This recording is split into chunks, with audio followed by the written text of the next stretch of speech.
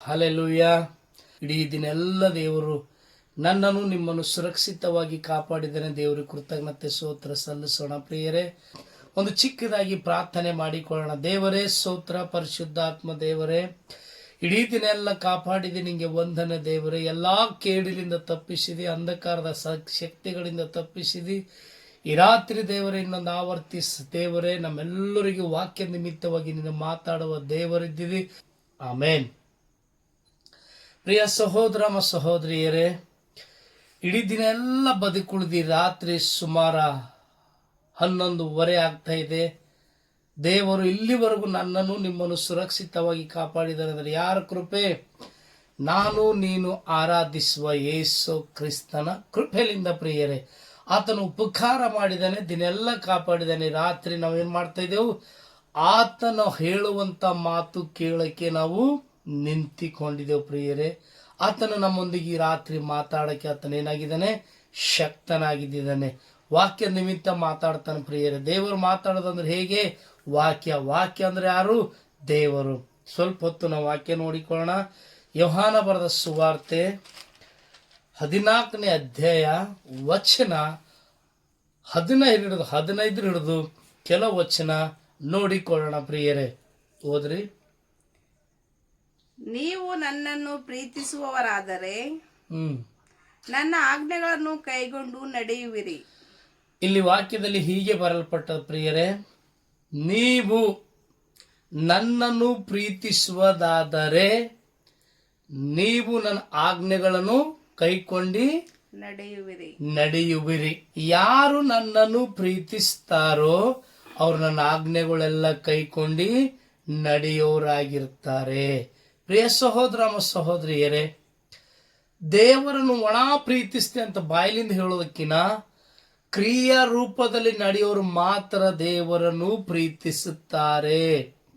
ಯಾರು ದೇವರನ್ನು ಕ್ರಿಯಾ ರೂಪದಲ್ಲಿ ಪ್ರೀತಿಸುವುದಿಲ್ಲವೋ ಅವರು ಕೇವಲ ದೇವರು ಹೇಳಿದ್ದಾನೆ, ಸ್ವಾಮಿ ಸ್ವಾಮಿ ಎಂಬರೆಲ್ಲ ಪರಲೋಕ ರಾಜ್ಯದಲ್ಲಿ ಸೇರ್ತಾರಂತ ಎಣಿಸಬೇಡಿರಿ. ಪ್ರಿಯ ಸಹೋದರ ಸಹೋದರಿಯರೇ, ಈ ರಾತ್ರಿ ದೇವರು ನನಗ ಕೇಳ್ತಾ ಇದ್ದಾನೆ. ಅನೇಕರು ಹೇಳ್ತಾರೆ, ದೇವರಂದ್ರೆ ನನಗೆ ಬಹಳ ಪ್ರೀತಿ ರೀ, ದೇವ್ರಿಗೆ ಬಹಳ ಪ್ರೀತಿಸ್ತೇರಿ, ದೇವರಂದ್ರೆ ನನ್ನ ಪ್ರಾಣ ರೀ, ದೇವರಂದ್ರೆ ನಾನು ತುಂಬ ಪ್ರೀತಿಸ್ತೇರಿ. ಇಲ್ಲಿ ಹೇಳ್ತಾ ಇದ್ದಾನೆ, ಯಾರು ನನ್ನನ್ನು ಪ್ರೀತಿಸುತ್ತಾರೋ ಅವರು ಸಹ ನನ್ನ ಆಜ್ಞೆಗಳೋಡು ಕೈಕೊಂಡು ನಡೆಯುವಿರಿ. ಪ್ರಿಯ ಮಗಳೇ, ಪ್ರಿಯ ಮಗನೇ, ದೇವರು ಕೇಳ್ತಾ ಇದ್ದಾನೆ ಈ ರಾತ್ರಿ. ನೀ ಅನೇಕ ಮಂದಿ ಮುಂದೆ ಮಗಳೇ ನೀನು ಹೇಳಿರ್ಬೋದು, ದೇವರಂದರೆ ನನ್ನ ಪ್ರಾಣ, ದೇವರಂದರೆ ನನ್ನ ಜೀವ, ದೇವರಂದರೆ ನನ್ನ ಪ್ರಾಣ, ದೇವರಿಗೆ ತುಂಬಾ ಪ್ರೀತಿಸ್ತೇನೆ, ದೇವರಿಗೆ ತುಂಬಾ ಪ್ರೀತಿಸ್ತೇನೆ ಅಂತ. ಸಹೋದರನೇ ಸಹೋದರರೇ, ನೀವಿಷ್ಟು ದಿನ ಹಿಡಿದು ಹೇಳುತ್ತಾ ಬಂದಿರ್ಬೋದು ಅಥವಾ ಪ್ರೀತಿಸ್ತಾ ಇದ್ದಿರ್ಬೋದು. ನೀನು ಪ್ರೀತಿಸುವುದಾದರೆ ಅದು ಕ್ರಿಯಾ ರೂಪದಲ್ಲಿ ನಡೆದು ತೋರಿಸುವುದೇ ನಿಜವಾದ ದೇವರಿಗೆ ಪ್ರೀತಿ ಮಾಡುವಂತ ಗುಣಲಕ್ಷಣೆ. ಕೆಳಗೆ ನೋಡೋಣ ಪ್ರಿಯರೇ. ಆಗ ನಾನು ತಂದೆಯನ್ನು ಕೇಳಿಕೊಳ್ಳುವೆನು. ನಾವು ದೇವರನ್ನು ಪ್ರೀತಿಸ್ತೇವೆ ಅಂತ ಹೇಳಿ ಬಾಯ್ಲಿಂದ ಅನ್ನೋದಕ್ಕಿಂತ ಕ್ರಿಯಾ ರೂಪದಲ್ಲಿ ನಡೆಯೋದಾದರೆ ದೇವರು ಹೇಳ್ತಾ ಇದ್ದಾನೆ, ನೀವು ಹೀಗೆ ಮಾಡೋದ್ರಲಿಂದ ನಾನು ನನ್ನ ತಂದೆ ಬಳಿಯಲ್ಲಿ ನಿಮಗೋಸ್ಕರ ಬೇಡಿಕೊಳ್ಳುವೆನು. ಏನು ಬೇಡಿಕೊಳ್ಳುತ್ತಾನೆ ದೇವರು? ಇವತ್ತು ಪ್ರಿಯ ಸಹೋದರ ಸಹೋದರಿಯರು, ಒಂದು ಈ ಬಾಯ್ಲಿಂದ ಆಡುವಂತ ಮಾತು ಯಾರಿಗೆ ಸಂತೋಷ ಪಡಿಸೋದಿಲ್ಲ ಪ್ರಿಯರೇ. ಕ್ರಿಯಾ ರೂಪದಲ್ಲಿ ಮಾಡೋದು ಮಾತ್ರ ಸಂತೋಷ ಪಡಿಸುತ್ತದೆ. ನೀವಂತಿರ್ಬೋದು, ಯೇಸು ಸ್ವಾಮಿ ಅದಕ್ಕೋಸ್ಕರ ಒಂದು ಮಾತು ಹೇಳಿದ್ದಾರೆ, ಸ್ವಾಮಿ ಸ್ವಾಮಿ ಎಂಬರೆಲ್ಲ ಪರಲೋಕದಲ್ಲಿ ಸೇರ್ತಾರಂತ ಎಣಿಸಿಕೊಳ್ಳಬೇಡರಿ. ಪ್ರಿಯರೇ, ಇವತ್ತೊಬ್ಬ ತಂದೆಗೆ ಮತ್ತು ತಾಯಿ ಇಬ್ಬರು ಇರುವಾಗ ಅವ್ರಿಗೆ 2 ಮಕ್ಕಳು ಇದ್ದಾರಂತ ಇಟ್ಕೊಡ್ರಿ. ಒಬ್ಬ ಮಗ ತಂದೆ ಮಾತು ಕೇಳ್ತಾನೆ, ಇನ್ನೊಬ್ಬ ಮಗ ತಂದೆ ಮಾತು ಕೇಳೋದಿಲ್ಲ. ಅವರಿಬ್ಬರಲ್ಲಿ ತಂದೆ ಯಾರಿಗೆ ಪ್ರೀತಿಸ್ತಾನೆ? ಕೇಳುವವನನ್ನು ಪ್ರೀತಿಸ್ತಾನೆ, ಕೇಳದೆ ಇದ್ದವನನ್ನು ಸಹ ಪ್ರೀತಿಸ್ತಾನೆ. ಇದು ತಂದೆ ಗುಣಲಕ್ಷಣೆ, ಇದು ತಾಯಿ ಗುಣಲಕ್ಷಣೆ. ಹೆಚ್ಚಾಗಿ ಪ್ರಿಯರೇ, ತಂದೆ ತಾಯಿ ಯಾರಿಗೆ ಪ್ರೀತಿಸ್ತಾರಂದ್ರ, ಪ್ರಾಕ್ಟಿಕಲಿ ನೀವು ಅನುಭವ ಇದ್ದವರು ನೋಡ್ರಿ, ಅಥವಾ ನಿಮ್ಮ ಮಕ್ಕಳು ಹುಟ್ಟಿದ ಮೇಲೆ ನಿಮ್ಮ ಮಕ್ಕಳು ನಿಮ್ಮ ಮಾತು ಕೇಳದೆ ತನ್ನಿಷ್ಟ ಬಂದಿದ ಹಾಗೆ ನಡೀತಾ ಇದ್ರು. ಒಬ್ಬ ಮಗನಿಗೆ ಪ್ರತಿದಿನ ಕಾಲೇಜ್ಗೆ ಹೋಗೋ ಮಗನೇ, ಒಳ್ಳೆ ಎಜುಕೇಶನ್ ಮಾಡೋ ಮಗನೇ, ಪ್ರತಿದಿನ ಸಾಯಂಕಾಲ ಬಂದು ಸ್ಟಡಿ ಮಾಡೋ ಮಗನೇ, ಓದಿಕೋ ಮಗನೇ ಅನ್ನುವಾಗ, ನಾವು ಓದೋದಿಲ್ಲ ಪಪ್ಪ, ನಾವು ಓದೋದಿಲ್ಲ ಮಮ್ಮಿ ಅಂಥೇಳಿ ತಂದೆ ತಾಯಿಗೆ ಎದುರು ಮಾತಾಡುತ್ತಾ ತನ್ನಿಷ್ಟ ಬಂದಿದ ಹಾಗೆ ನಡೆದರು. ಆ ತಂದೆಗೂ ತಾಯಿಗೂ ತುಂಬ ನೋವಾಗ್ತದೆ. ನೋವಾದರೂ ಸಹ ಆ ತಂದೆ ತಾಯಿ ಮಗನನ್ನು ಏನು ಮಾಡೋದಿಲ್ಲ, ದೂಷಿಸೋದಕ್ಕಿಂತ ಬಾಯಿಲಿಂದ ಮಾತ್ರ ದೂಷಿಸ್ತಾರೆ. ಅಂತರಂಗ ಹೃದಯದಲ್ಲಿ ತುಂಬಾ ಪ್ರೀತಿ ಇರ್ತದೆ. ಇವತ್ತಿಲ್ಲ ನಾಳೆ ನನ್ನ ಮಗ ಬದಲಾವಣೆ ಆಗ್ತಾನೇನೋ, ಇವತ್ತಿಲ್ಲ ನಾಳೆ ನನ್ನ ಮಗಳು ಬದಲಾವಣೆ ಆಗ್ತಾಳೇನೋ. ಒಬ್ಬ ಮಗನು ಇನ್ನೊಬ್ಬ ಮಗ ತಂದೆ ಹೇಳಿದನ್ನೇ ಕೇಳಿ ಪ್ರತಿದಿನ ಕಾಲೇಜ್ಗೆ ಹೋಗಿ ಸ್ಟಡಿ ಮಾಡಿ ತಂದೆ ಮಾತು ಕೇಳಿ ತಾಯಿ ಮಾತು ಕೇಳಿ ಇರುವಾಗ, ಈ ಇಬ್ಬರು ಮಕ್ಕಳು, ಒಬ್ಬ ತಂದೆ ತಾಯಿ ಮಾತು ಕೇಳ್ತಾನೆ, ಇನ್ನೊಬ್ಬ ತಂದೆ ತಾಯಿ ಮಾತು ಕೇಳೋದಿಲ್ಲ. ಹಾಗಾದರೆ ಯಾರು ತಂದೆ ತಾಯಿ ಮಾತನ್ನು ಕೇಳ್ತಾರೋ ಅವ್ರಿಗೆ ನೋಡಿದ್ರೆ ತಂದೆ ತಾಯಿಗೆ ಸಂತೋಷವಾಗ್ತದೆ. ತಂದೆ ತಾಯಿ ಮಾತು ಕೇಳದವ್ರಿಗೆ ನೋಡಿದ್ರ ತಂದೆಗೆ ನೋವಾದರೂ ಸಹ ತಂದೆ ಪ್ರೀತಿಸ್ತಾನೆ. ಯಾಕಂದ್ರೆ ಆತನು ಜನ್ಮ ಕೊಡದಿನಂತ ಕರಳು, ತನ್ನ ಮಗನು ನನ್ನ ರಕ್ತ ಹಂಚಿಕೊಂಡು ಹುಟ್ಟಿದವನು, ಅವನೆಷ್ಟೇ ಕೆಟ್ಟದ್ದು ಮಾಡಿದ್ರು ತಂದೆ ಕೋಪ ಮಾಡ್ತಾನೆ ಹೊರತು ಹೃದಯದಲ್ಲಿ ಪ್ರೀತಿ ಇರ್ತದೆ. ಅದೇ ತರ ಪ್ರಿಯ ಸಹೋದರ ಮತ್ತು ಸಹೋದರಿಯರೇ, ನಮ್ಮ ಸೃಷ್ಟಿಕರ್ತನಾದ ಯೇಸು ಕ್ರಿಸ್ತನು ಹಾಗೆ ಇದ್ದಿದ್ದಾನೆ. ನಾವು ಕೇವಲ ಬಾಯಲಿಂದ ಸ್ವಾಮಿ ಸ್ವಾಮಿ ಅಂತ ಪ್ರಾರ್ಥನೆ, ದೇವರೊಂದು ನಂಗೆ ತುಂಬಾ ಪ್ರೀತಿ ರೀ, ದೇವರೊಂದ್ರೆ ಬಹಳ ಪ್ರೀತಿಸ್ತೀರಿ ಅಂತ ಹೇಳಿ ನಾವು ಕ್ರಿಯೆ ರೂಪದಲ್ಲಿ ನಡೆದೇ ಇದ್ದರೂ ಸಹ ದೇವರೇನು ಮಾಡ್ತಾನ, ದುಃಖ ಪಡುತ್ತಾನೆ. ಅಂತರಂಗದಲ್ಲಿ ಬಹಳಷ್ಟು ನೋವು ಆಗ್ತದೆ, ಒಳಗಡೆ ನೊಂದಿಕೊಳ್ಳುತ್ತಾನೆ. ಅಯ್ಯೋ ನನ್ನ ಮಗನು ಕೇವಲ ಬಾಯಲಿಂದ ಮಾತ್ರ ನಾನು ಪ್ರೀತಿಸ್ತೆ ಅನ್ನುತ್ತಾನೆ, ಅಯ್ಯೋ ನನ್ನ ಮಗಳು ಕೇವಲ ನನಗೆ ಬಾಯಲಿಂದ ಮಾತ್ರ ಪ್ರೀತಿಸ್ತೆ ಅನ್ನುತ್ತಾಳೆ.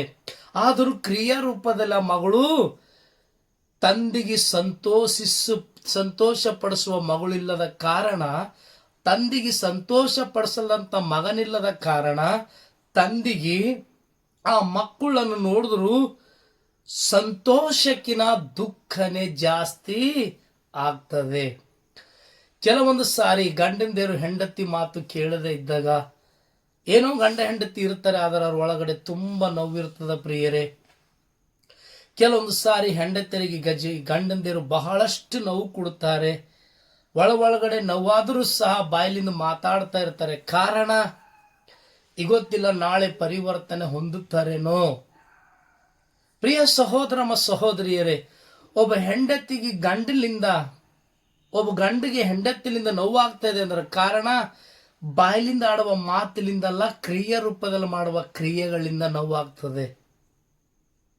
ಕೆಲವೊಂದು ಸಾರಿ ಹೆಂಡತಿ ಕೋಪಪಟ್ಟು ಏನೋ ಕೆಟ್ಟದಾಗಿ ಮಾತಾಡಿದ್ರು ಹೆಂಡತಿ ಸಹಿಸಿಕೊಳ್ಳುತ್ತಾಳೆ, ಕೋಪ ಮಾಡಿದ್ರು ಸಹಿಸಿಕೊಳ್ತಾಳೆ. ಅದರ ಕ್ರಿಯೆ ರೂಪದಲ್ಲಿ ಹೆಂಡತಿಗೆ ಗಂಡನು ಪ್ರೀತಿ ಮಾಡದೇ ಇದ್ದರೆ ಆ ಹೆಂಡತಿ ತುಂಬಾ ನೋವಾಗ್ತದೆ.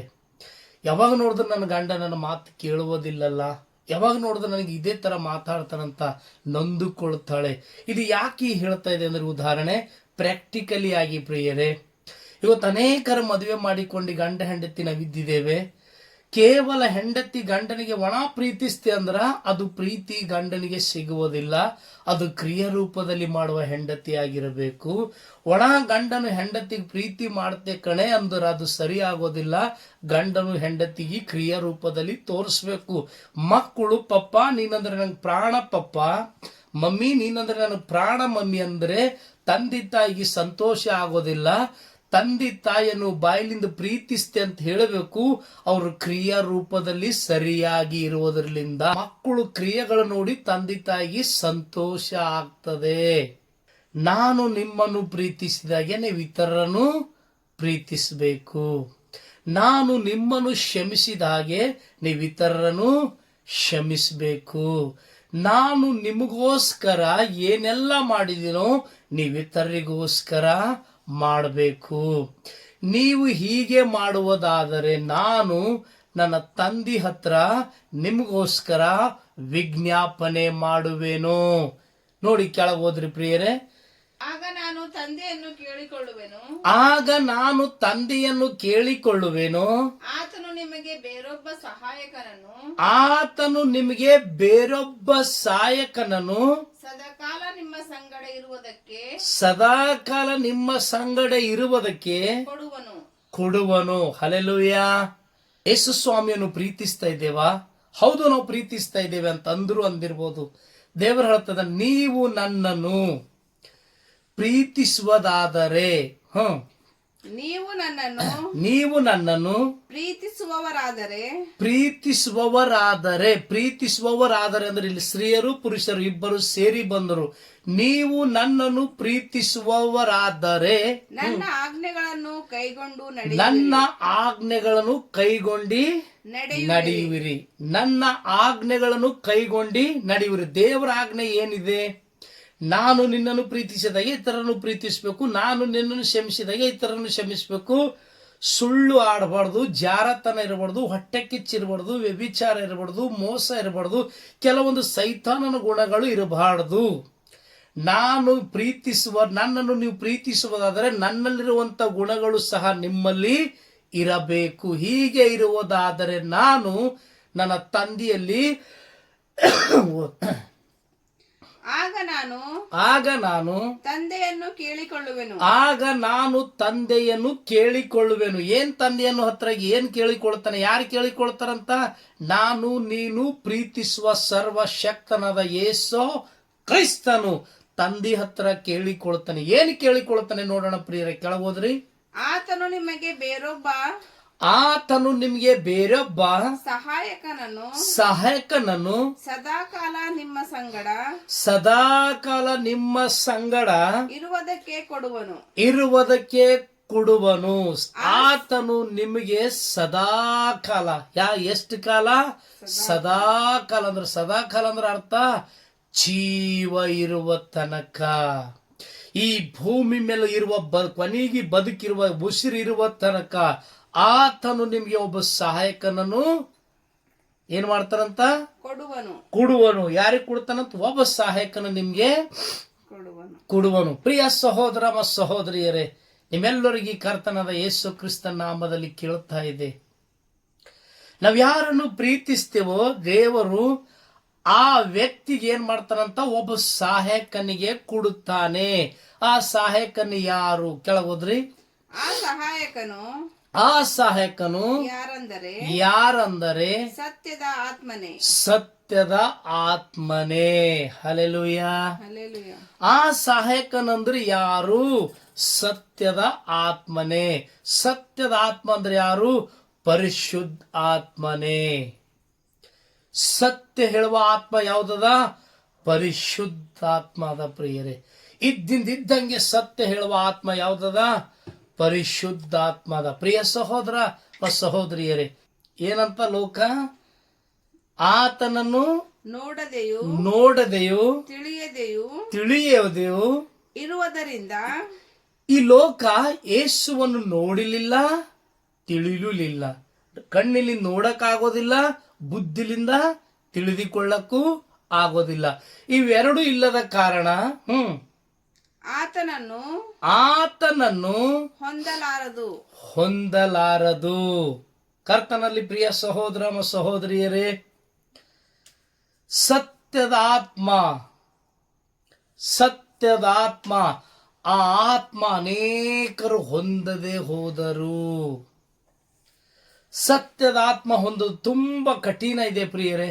ಸತ್ಯದ ಆತ್ಮನ ಹೊಂದಿಕೊಳ್ಬೇಕಾದ್ರ ಯೇಸುವನ್ನು ನೋಡಬೇಕು, ಯೇಸುವನ್ನು ತಿಳಿದುಕೊಳ್ಳಬೇಕು. ನೀವು ಅಂತಿರ್ಬೋದು, ಯೇಸುಸ್ವಾಮಿ ಹೆಂಗ್ ನೋಡಕ್ಕಾಯ್ತದ್ರಿ? ಯೇಸುಸ್ವಾಮಿ ಹೆಂಗ್ರಿ ತಿಳಿದುಕೊಳ್ಳಕ್ಕಾಯ್ತದ? ನಿಮ್ಮೆಲ್ಲರಿಗೂ ಒಂದು ಹೇಳಕ್ ಇಷ್ಟಪಡ್ತಾ ಇದೆ. ಆದಿಯಲ್ಲಿ ವಾಕ್ಯವಿದ್ದಿತ್ತು, ಆ ವಾಕ್ಯವೇ ದೇವರ ಬಳಿಯಲ್ಲಿದ್ದಿತ್ತು, ವಾಕ್ಯವೇ ದೇವರಾಗಿತ್ತು. Hallelujah, hallelujah. ಇಲ್ಲಿ ಹೇಳ್ತಾ ಇದ್ದಾನೆ, ಲೋಕ ಆತನನ್ನು ನೋಡಲಿಲ್ಲ, ಆತನನ್ನು ತಿಳಿದುಕೊಳ್ಳಲಿಲ್ಲ. ಆತನನ್ನು ನೋಡಿದವರು, ಆತನನ್ನು ತಿಳಿದುಕೊಂಡವರು ಸತ್ಯದಾತ್ಮ ಹೊಂದಿಕೊಳ್ಳುವವರು. ಈ ಸತ್ಯದ ಆತ್ಮ ನಮ್ಮ ಜೀವಿತದಲ್ಲಿ ಬರಬೇಕಾದ್ರೆ ನಾವು ಯೇಸುವನ್ನು ನೋಡಬೇಕು, ನೋಡಿನ ಮೇಲೆ ತಿಳಿದುಕೊಳ್ಳಬೇಕು. ದೇವರು ಎಚ್ಚರಿಕೆಯ ಮಾತು ಹೇಳ್ತಾ ಇದ್ದಾನೆ, ಮಗಳೇ ಮಗನೇ, ನೀವು ನನ್ನನ್ನು ಪ್ರೀತಿಸುವುದಾದರೆ ನೀವು ನನ್ನ ಆಜ್ಞೆಗಳು ಕೈಕೊಂಡು ನಡೆಯುವವರಾಗಿರಬೇಕು. ಇಲ್ಲಿವರೆಗೂ ಹೇಳಿದಂತ ವಾಕ್ಯ ಆತ್ಮಲಾಭಕ್ಕಾಗಿ ಆಶೀರ್ವದಿಸಲಿ. ಚಿಕ್ಕದಾಗಿ ಪ್ರಾರ್ಥನೆ ಮಾಡಿಕೊಳ್ಳೋಣ. ಪರಲೋಕದ ತಂದೆಯಾದ ದೇವರೇ, ಪರಿಶುದ್ಧಾತ್ಮ ದೇವರೇ, ಇಲ್ಲಿವರೆಗೂ ನೇರವಾಗಿ ನನ್ನೊಂದಿಗೂ ನಮ್ಮ ಸಹೋದರರೊಂದಿಗೆ ಮಾತಾಡಿದಿ. ವಾಕ್ಯ ಕೇಳಿದಂತ ಪ್ರತಿಯೊಬ್ಬ ಸಹೋದರರಿಗೆ ಹೃದಯಕ್ಕೆ ದೇವರೇ ಈ ವಾಕ್ಯ ತಟ್ಟುವಂತೆ ಸಹಾಯ ಮಾಡು. ತಂದೆ ಮಗ ಪವಿತ್ರಾತ್ಮನ ಹೆಸರಿನಲ್ಲಿ ಈ ಪ್ರಾರ್ಥನೆ ಬೇಡಿ ಹೊಂದುತ್ತೇನೋ ಸ್ವಾಮಿ, ಆಮೇನ್.